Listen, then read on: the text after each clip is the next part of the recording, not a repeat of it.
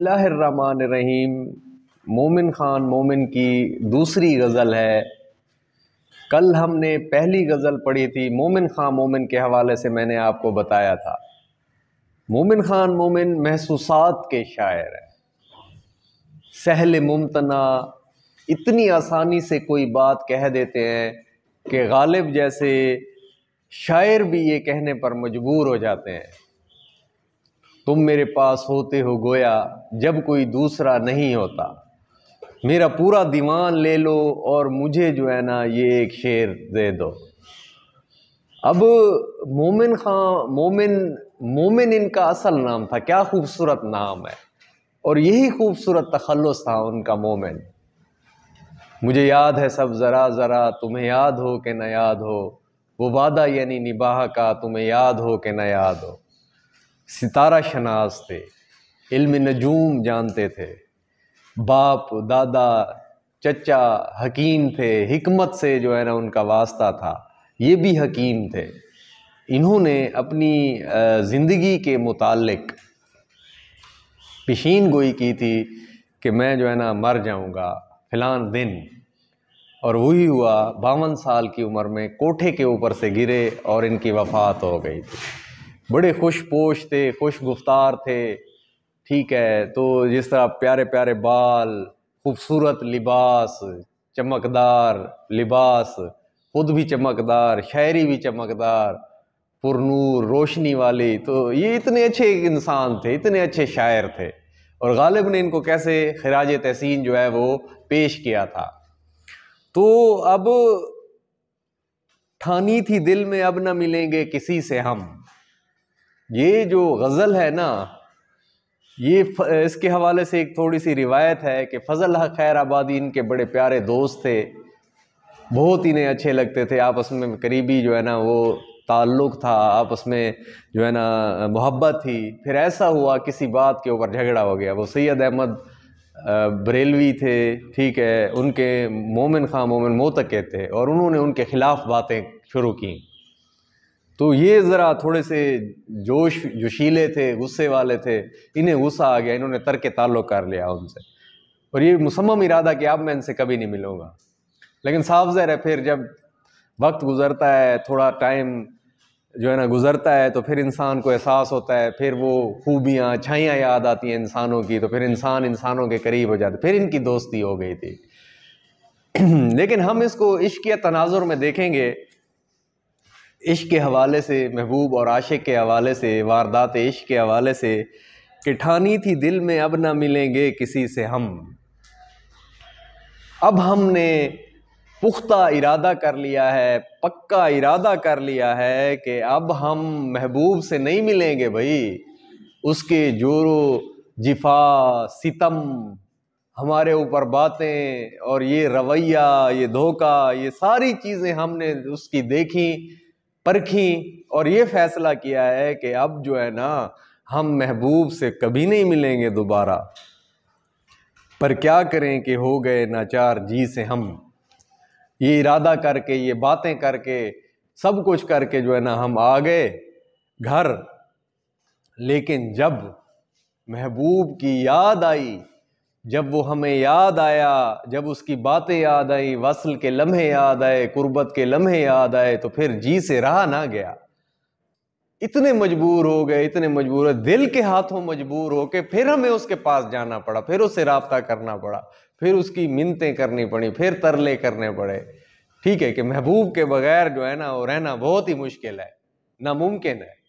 पहले ये इरादा किया, फिर लेकिन वो इस अपने इरादे के ऊपर कायम नहीं रह सका। ये होती है मोहब्बत।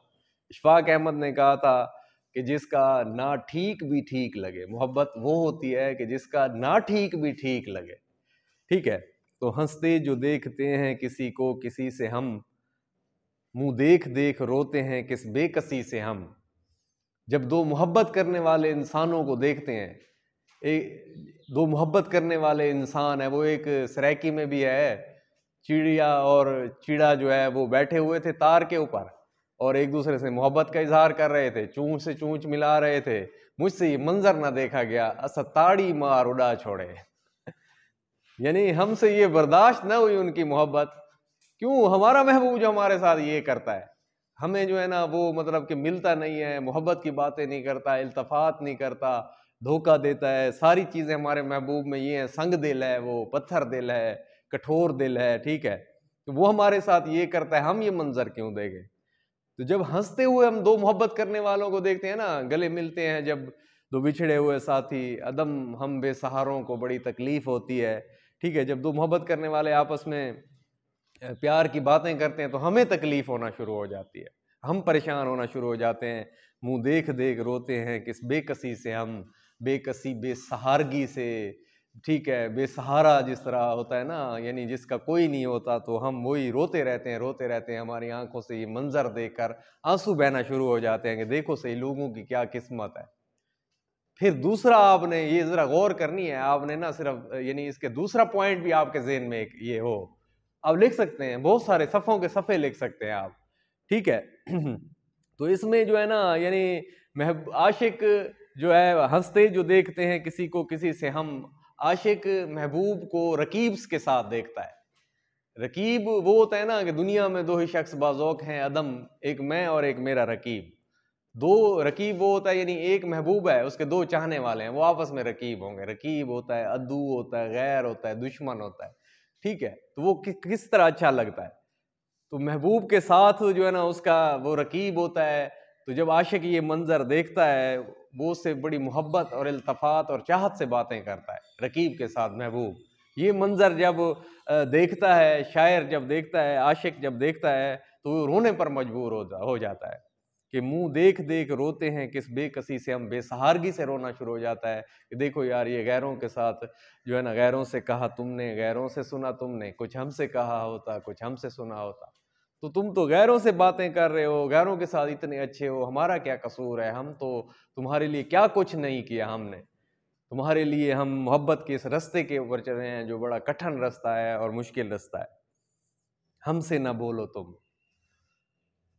हर एक बात पे कहते हो तुम कि तू क्या है, तुम ही कहो कि ये अंदाज़े गुफ्तगू क्या है, हमसे ना बोलो तुम, इसे क्या कहते हैं भला। जब इंसान किसी से बेपनाह मोहब्बत करता हो, बेपनाह किसी को चाहता हो, इश्क करता हो, ठीक है, उसके बगैर एक पल ना रह पाता हो, तो वो उसको कह दे हमसे ना बोला करो, तो बिजली बन के बात गिरेगी ना। ये बहुत बड़ी बात है आशिक के लिए, बहुत बड़ी बात है जब महबूब कह दे हमसे ना बोला करो तुम, बस भाई चलो आज के बाद हमसे ना बोला करो, चलो जाओ जाओ, ठीक है, इस तरह धुतकार देना, संग दिली से वो करना, खुद ही बताओ इसे क्या कहते हैं। या फिर ये एक आजिज़ाना एक अपील होती है आशिक की, वो कहता है भाई तुम बताओ, इंसाफ कीजिए, पूछते हैं आप ही से हम, इंसाफ करके बताओ ज़रा, अल्लाह को हाजिर नाजिर जान के बताओ हमारा ऐसा कसूर क्या है, हमने आखिर ऐसा क्या कसूर किया है कि तुमने हमें इतनी बड़ी बात कह दी कि जो है ना आप जो हमसे ना बोला करो तुम। चलो किसी को इज्जत देना मकसूद हो तो पहले आप, वो कहते हैं वो शेर भी है ना कि पहले आप फिर तुम फिर तू होने लगी, तो आप जो है ना सीधे आप कहने की बजाय तुम के ऊपर आ गए हो तुम, कि हमसे ना बोलो तुम इसे क्या कहते हैं, हमसे ना बोला करो, ये तुम्हारे लिए तो मामूली बात है, हमारे लिए तो ये पहाड़ जैसी बात है, पहाड़ गिरने के मदरातिब है। बेजार जान से जो ना होते तो मांगते, शाहिद शिकायतों पे तेरी मुद्दई से हम, ए मेरे महबूब बेजार जान से जो ना होते तो मांग, हम अपनी ज़िंदगी से उकता चुके हैं, तंग आ चुके हैं। खुश इंसान तो वो होता है जिसका महबूब उसके साथ हो, साथ भी हो और अच्छा भी हो और ताल्लुक भी अच्छा हो, ठीक है, तो वो, लेकिन हमारे साथ तो तुम्हारा कोई ताल्लुक अच्छा नहीं, तुम तो संग दिल हो, कठोर दिल हो, ठीक है, सख्त मिजाज हो और जुल्म करने वाले हो, ठीक है, तुम्हारे अंदर तो ये सारे औसाफ और खूबियाँ जो है ना वो मौजूद हैं, हम तो अपनी जान से उकता गए हैं अब, ठीक है, बेजार जान से जो ना होते तो मांगते, शाहिद गवाह शिकायतों पे तेरी मुद्दई से हम, मुद्दई दावा करने वाला जो होता है रकीब होता है, रकीब जो है महबूब को कहता है कि आशिक तेरे मुतालिक इस तरह की बातें करता रहता है, तेरे तुझे बुरा भला कहता है, तुझे ये कहता है, तुझे ये कहता है, तरह तरह की बातें की। तो गुस्सा आ गया महबूब को आशिक के ऊपर, लड़ना झगड़ना शुरू हो गया। उसने कहा तुम्हें किसने कहा? उसने कहा मुझे तो रकीब ने कहा है, ठीक है। तो वो कहता है कि चलो, मतलब कि मुंह पे अगर आपस में ये बातें दोनों हो जाएं, आमने सामने हो जाएं, लेकिन हम आमने सामने भी नहीं करवाते। आशिक कहता है हम आमने सामने भी नहीं करवाते एक दूसरे को, ठीक है कि भाई कोई बात नहीं, हम अपनी जान से ही उकता चुके हैं, वरना हम गवाह मांगते कि हमने आखिर ऐसी कौन सी बातें की हैं, रकीब से कहते कि यार हमारा कोई गवाह तो ले आओ, हमने जो महबूब के बारे में ये बातें की हैं, गवाह होता तो मिलता। ठीक है, तो अब इस शेर को आप इस तनाजुर में देखें, आपका कंसेप्ट क्लियर हो जाएगा। अब देखो, जब आप तशरीह करते हैं ना, तो उसके पहले लाइनों में ना, पहली तशरीह तलब शेर में शायर कहते हैं वहीं पे मफहूम बयान कर दो शेर का, ताकि उसको तकलीफ ना हो आगे चेक करने वाले को। आगे वाला जब चेक करने के लिए जाएगा तो फिर आगे वो होता जाएगा। ठीक है, तो बेजार जान से जो ना होते तो मांगते, शाहिद शिकायतों पे तेरी मुद्दई से हम। अगर हम अपनी जान से ना उकता चुके होते, बेजार ना हो चुके होते, तो हम जो है ना रकीब से गवाह मांगते कि बताओ हमने कौन सी महबूब की बातें की हैं, तुमने जो जाके उसे इतनी लगाई बुझाई की है, हमारे खिलाफ कर दिया। लेकिन अब हम ये नहीं करेंगे। बिरोए मिसले अब्र न निकला गुबार दिल, बादल की तरह रोए बगैर हमारे दिल का गुबार ना निकला। देखो, इंसान का कैथारसिस होता है, जब आप किसी को अपने दिल का हाल देते हो ना, तो आपका कैथारसिस हो जाता है। आपका दिल जो है ना वो अगर मतलब कि परेशान है, उदास है, किसी को हाल दोगे दिल का, तो आप खुश हो जाओगे, रिलैक्स हो जाओगे। फिर जब आप रोओगे ना, रोओगे यानी जब आप रोने लग जाएंगे, आपकी आंखों से आंसू निकलेंगे, तो आपके दिल का बोझ हल्का हो जाएगा। ये अल्लाह ताला ने ये चीज़ रखी है, किसी को दिल का हाल दो या फिर रो पड़ो तो आपके दिल का बोझ हल्का हो जाएगा। वो कहता है कि हमारा जो है ना बेरोए मिसले अब्र, बादल की तरह रोए बगैर, ठीक है, हमारे दिल का गुबार ना निकला।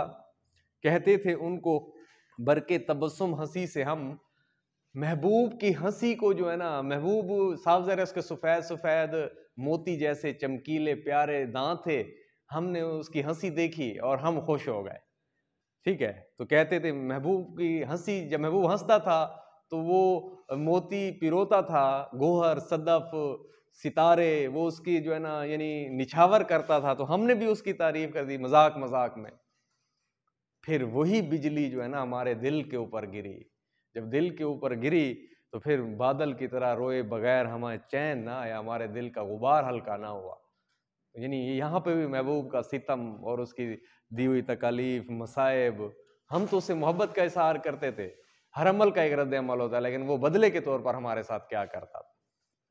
क्या गुल खिलेगा देखिए है फसले गुल तो दूर, क्या गुल खिलेगा है फुस चार गिरा कपड़े की किस्मत गालिब। ठीक है उस चार गिरा कपड़े की किस्मत गालिब, जिसकी किस्मत में हो आशिक का गिरेबान होना। आशिक के हाथ और तो कुछ नहीं आता, अपने गिरेबान फाड़ डालता है या सहराओं की तरफ चल निकलता है। ठीक है, सहने गुल छोड़ दिया दिल मेरा पागल निकला, जब बहार आई तो सहरा की तरफ चल निकला। क्या गुल खिलेगा देखिए है फसले गुल तो दूर, आशिकों के ऊपर जो बहार का मौसम होता है, खुशियों का मौसम होता है, फिर इस अंदाज से बहार आई कि हुए मेहरो मा तमाशाई। देखो ऐसा कनाने खिता खाक, इसको कहते हैं आलम आराई। सब्ज़ो गुल को देखने के लिए चश्मे नरगिस को दी है बीनाई। जब बहार का मौसम आता है तो वो जंगलों की तरफ निकल जाता है, आशिक सहराओं की तरफ निकल जाता है, जिस तरह मजनू था, मजनू समा हो जाता है। तो वो कहता है कि ये तो बहार के मौसम में आशिक के ऊपर ये महीना जो है ना, ये बहार का मौसम जो है ये बड़ा मुश्किल और बड़ा कठिन होता है।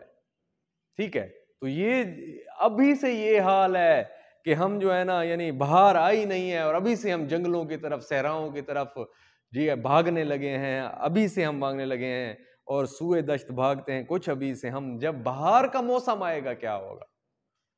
पहले तो ये दीवानगी नहीं थी, अब उसमें शोरीदगी भी शामिल हो गई। ठीक है, अब उसमें जुनू और पागलपन भी शामिल हो गया। जब बहार का मौसम आएगा, इस दफा पता नहीं हमारे साथ क्या होता है, हमारा क्या हाल होगा इस दफा।